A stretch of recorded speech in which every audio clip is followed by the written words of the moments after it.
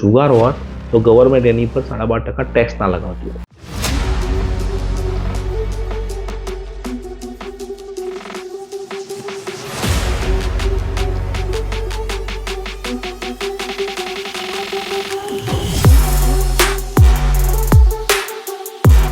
જય સ્વામિનારાયણ. રવિવારની સવારે રવિભાઈ ઉપસ્થિત થઈ ગયા અમારી યુટ્યુબ ચેનલ પર. આપ સૌનું હાર્દિક સ્વાગત કરું છું. વિડીયોની શરૂઆત કરતા પહેલા આપનો પરિવાર આર્થિક રીતે સુખી, સ્વસ્થ અને સંપન્ન બની રહે એ બદલ ભગવાન સ્વામિનારાયણ ચરણોમાં પ્રાર્થના. અદ્ભુત વિષય લઈને આજે આપની સમક્ષ ઉપસ્થિત થયો છું. મ્યુચ્યુઅલ ફંડના બેક ટુ બેક વિડીયો આપ જોઈ રહ્યા છો. દર વખતે અમે નવું આપવાની કોશિશ કરતા હોઈએ છીએ. જો વિડીયો સારો લાગતો હોય તો અમારી ચેનલને સબસ્ક્રાઇબ કરી દેજો. म्यूचुअल फंड मार्फते अबजपति बनो. मारण की बात करे तेरे यार के औकात बार रे छोरा राव साहब के मजाक थोड़ी है. વિડીયોની શરૂઆત પહેલા તમને કહ્યું વિષય થોડો ગંભીર છે, અઘરો છે. તમને એમ લાગશે કે આવડો મોટો વિષય હોય, કેમ ના હોય. મ્યુચ્યુઅલ ફંડ મારફતે અબજપતિ બનો. આ વિડીયો અંત સુધી જોજો. તમારા વિચારો, તમારું મન 100% બદલાઈ જશે. તમારી વિચારવાની તાકાત પણ બદલાઈ જશે. માણસ શું કરી શકે ને એ આ વિડીયોની અંદર છે. રોકાણ કરવાની તમારી હિંમત પણ વધી જશે. ઘણા લોકો શેરબજારને જુગાર કહે છે. હું કહું જુગાર કેવી રીતે હોઈ શકે? પહેલી વાત એ જુગાર છે નહીં, જુગારની તરીકે રમવા જાય છે. એટલા માટે જો જુગાર હોત તો ગવર્મેન્ટ એની પર 12.5% ટેક્સ ના લગાવતી હોત. જુગાર હોત તો સેબી જેવી સંસ્થા એનું નિયંત્રણ ના કરતી હોત. જુગારની તરીકે રમીએ છીએ આપણે. એવા કેટલાક મ્યુચ્યુઅલ ફંડના નામ બોલું છું જેને કરોડો રૂપિયા કરી નાખ્યા. એટલે હું કહું છું કે અબજોપતિ કેવી રીતે બની શકાય. કેટલીક સ્કીમના નામ. આ સ્કીમનું હું પ્રમોશન નથી કરતો, તમને ખાલી ઉદાહરણ તરીકે જણાવું છું. નિપોન ઇન્ડિયા ગ્રોથ ફંડે 30 વર્ષની અંદર 463 કરોડ રૂપિયા કર્યા.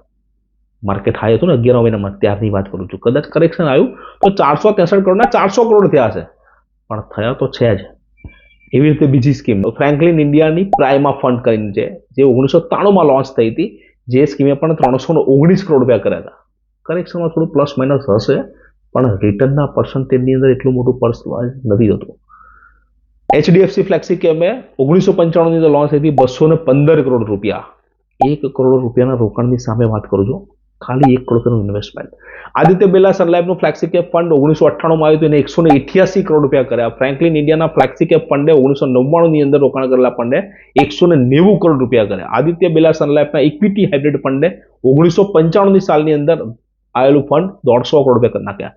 નિપોન ઇન્ડિયાનું વિઝન ફંડ 1995માં આવ્યું હતું, એને પણ 150 કરોડ રૂપિયા કર્યા. આદિત્ય બિરલા સનલાઇફનું એમએનસી ફંડ, એને પણ 150 કરોડ રૂપિયા કર્યા. સુંદરમનું મિડ કેપ ફંડ, એને પણ 145 કરોડ રૂપિયા કર્યા. એચડીએફસીનું ઈએલએસએસ ટેક્સ સેવર ફંડ, એને પણ 145 કરોડ રૂપિયા કર્યા. એચડીએફસી ટોપ 100 ફંડ 121 કરોડ રૂપિયા કર્યા. ફ્રેન્કલિન ઇન્ડિયાનું બ્લુ ચીપ ફંડ, એને પણ 100 કરોડથી વધારે અમાઉન્ટ કરી દીધી. પ્રશ્ન થશે કે પૂરું કરેક્શન આવ્યું હોય તો ઘટી ગયું ને? એટલે પણ કરેક્શન આવ્યું તો પણ એટલું બધું ઘટ્યું નથી ભાઈ. 10%નું કરેક્શન આમાંથી માઇનસ કરી નાખજો અંદર આ ફિગરોમાંથી. ઘણા લોકો એવું કહેશે કે યાર કરોડ રૂપિયા હોવા તો જોઈએ ને. ભાઈ કરોડ નહોતા, 10 લાખ તો હતા ને. અને અત્યારે તો છે ને, પણ તો અત્યારે રોકો જ ખરા તમ તારે. 50 કરોડથી વધારે ફંડ થયા ને, એમાં 50થી વધારે ફંડ ઉપલબ્ધ છે ભાઈ. 50 કરોડથી વધારે, 1 કરોડના 50 કરોડ રૂપિયા. પરંતુ આપણે તો ફક્ત કોઈ પણ એજન્ટ કે એડવાઇઝરનો ફોન આવે એટલે કે લાખ રૂપિયા રોકી દો, 2 લાખ રોકી દો, 5 લાખ રોકી દો, 10 લાખ રોકાણ કરી દો. તમ તારે એક વખત 1 કરોડ રૂપિયા રોકીને જોઈ લેજો. તમ તારે 100 કરોડ પડ્યા હોય, 50 કરોડ પડ્યા હોય, એમાંથી કરોડ રૂપિયા રોકી દો, તેમાંથી કંઈ નાનું મોટું થવા નથી. 100% તમારા પૈસા 5 કરોડ, 10 કરોડ, 15 કરોડ, 20 કરોડ રૂપિયા થઈ જશે. અને પાછા તમે ઘણી વખત શું કરીએ છીએ આપણે લોકો કે મોટા પૈસા રોકીએ છીએ ને મોટા પૈસા પાછા મળે એટલે આપણને એવું લાગે છે કે આપણને વધારે પૈસા મળે. પણ તમે પર્સન્ટેજ ઓફ રિટર્ન કાઢ્યું કોઈ દિવસ? હું તમને 12થી 18%નું ગેરંટેડ રિટર્ન આવે છે એની અંદર. ગેરંટેડ રિટર્ન તમે લાંબો સમય તમે જશો ને તો આટલું રિટર્ન આવશે જ. માર્કેટ ગમે તેવું કરેક્ટ થાય તો પણ રિટર્ન 13%થી નીચે જવાની ચાન્સીસ બહુ ઓછા છે ભાઈ. 10% રિટર્ન કોઈ મોટી વસ્તુ છે. કમ્પાઉન્ડિંગની વાત કરું છું.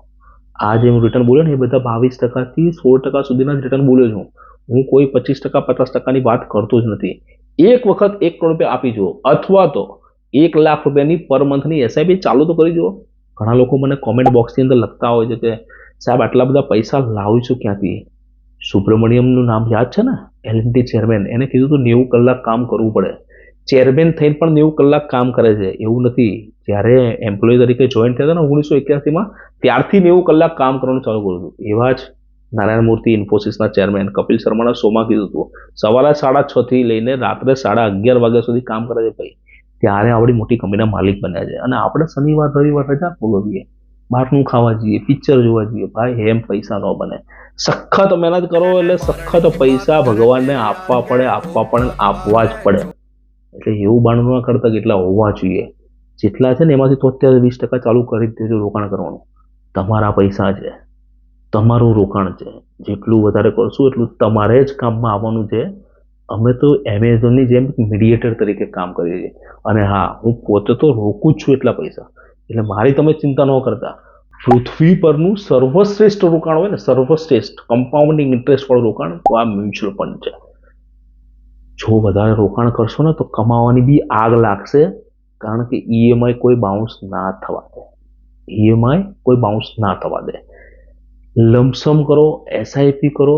અને જો તમને કોઈ મદદની જરૂર પડતી હોય તો મારો નંબર આ ડિસ્ક્રિપ્શનની અંદર આપેલો છે. ફોન કરજો, મેસેજ કરજો. અમે તમારી મદદ કરવા માટે તૈયાર જ છીએ. અમારી ચેનલને સબસ્ક્રાઇબ તો તમે કરી દીધી હશે, પરંતુ અમારા વિડીયોને તમે શેર કરજો તમારા ગ્રુપની અંદર.